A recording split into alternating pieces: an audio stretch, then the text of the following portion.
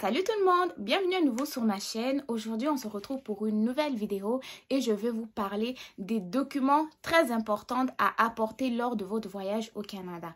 Donc, si vous voulez venir au Canada, que ce soit pour immigrer, que ce soit pour étudier ou pour travailler, il y a certains documents nécessaires que vous devez obligatoirement apporter lors de votre voyage et c'est donc le but de cette vidéo. Donc, si tu es nouveau sur ma chaîne, n'hésite pas à t'abonner, à activer la cloche de notification, à me laisser un commentaire à la fin de cette vidéo et surtout le plus important, regarde cette vidéo jusqu'à la fin pour ne rien manquer, ok?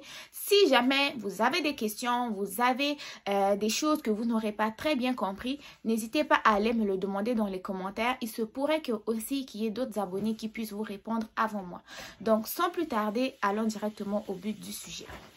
Donc, le document numéro 1, le plus important de tous, c'est le passeport. Donc, lors de votre voyage, assurez-vous d'avoir en main votre passeport valide dans votre sac de voyage parce qu'il va vous être demandé non seulement avant d'embarquer dans l'avion, mais aussi une fois que vous serez arrivé au Canada.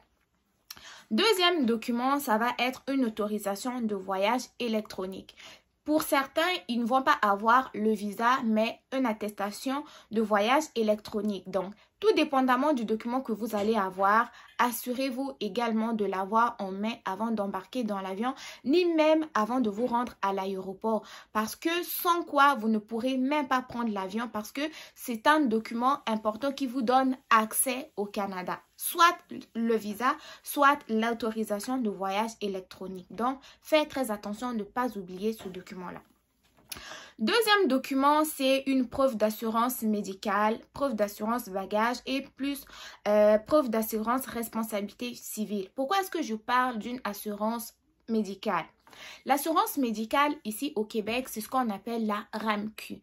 Mais lorsque vous arrivez au Canada en n'étant pas un résident permanent, soit au niveau du Québec, vous n'aurez pas accès à ce qu'on appelle l'assurance maladie. Cependant, soit vous pourrez venir avec votre assurance privée à vous ou vous pourrez contracter une assurance privée au Canada.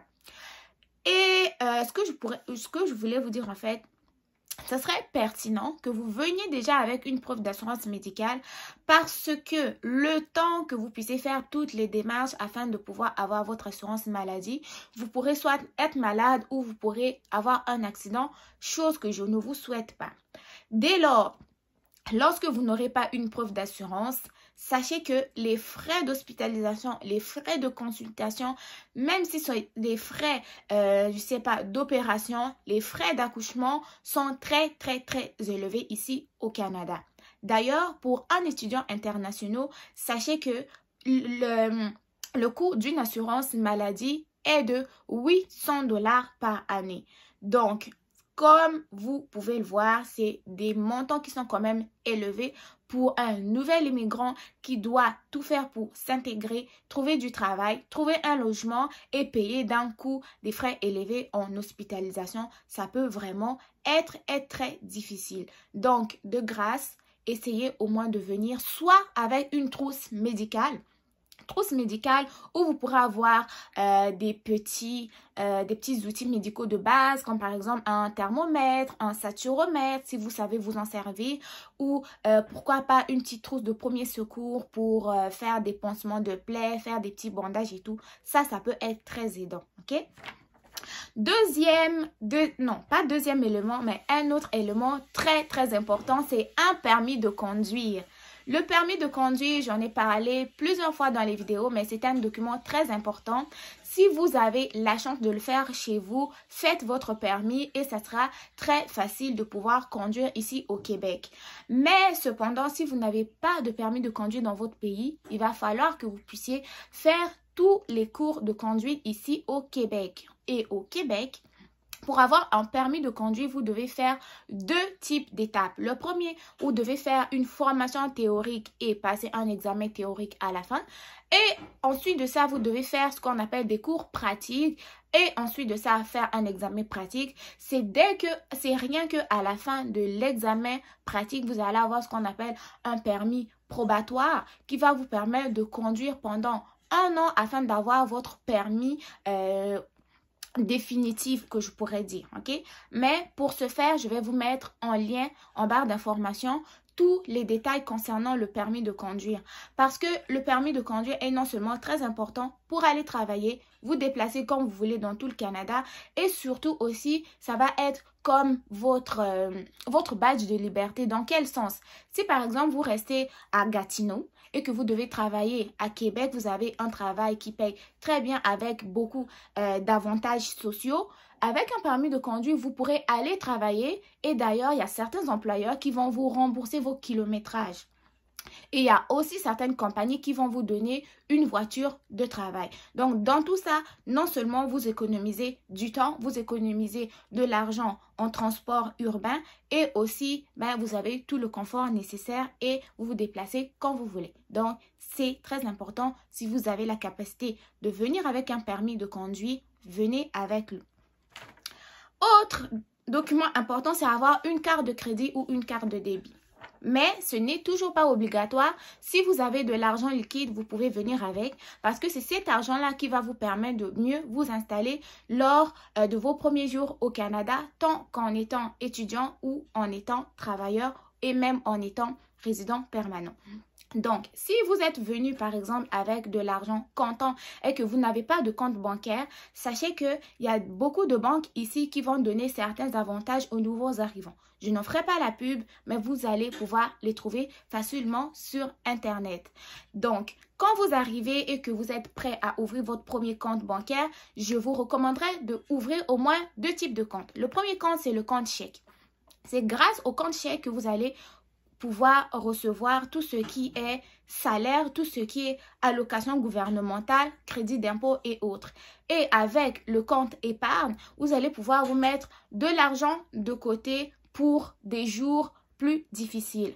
Mais une fois que vous serez devenu un peu plus habitué avec le système bancaire canadien, là, vous pourrez commencer peut-être à vous ouvrir des REER et d'autres comptes que vous jugerez importants afin de mieux gérer votre argent.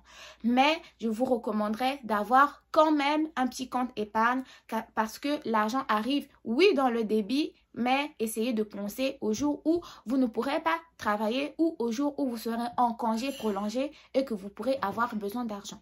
Donc, c'est toujours très important d'avoir au moins un compte bancaire pour avoir même vos retours d'impôts du gouvernement. Okay? Ensuite de ça, vous pourrez avoir aussi besoin de ce qu'on appelle des numéros de téléphone ou d'adresse courriel des personnes importantes. Que ce soit des personnes qui sont au niveau de votre pays ou au niveau du Canada, c'est-à-dire les personnes qui sont censées vous accueillir. Parce que une fois à l'aéroport, après avoir passé tous les services de douane et que vous n'arrivez malheureusement pas à repérer la personne qui est censée venir vous chercher à l'aéroport, en ayant son numéro de téléphone ou en ayant son adresse courriel, vous pourrez le contacter. Parce qu'au niveau de l'aéroport, il va avoir des services Internet, Wi-Fi gratuits où vous pourrez vous connecter et envoyer des messages. Donc, si par malheur vous arrivez, vous n'avez pas de numéro de téléphone, vous n'avez pas d'adresse courriel, ça se pourrait que vous soyez un peu dépaysé, un peu perdu si vous n'arrivez pas à trouver une personne à joindre.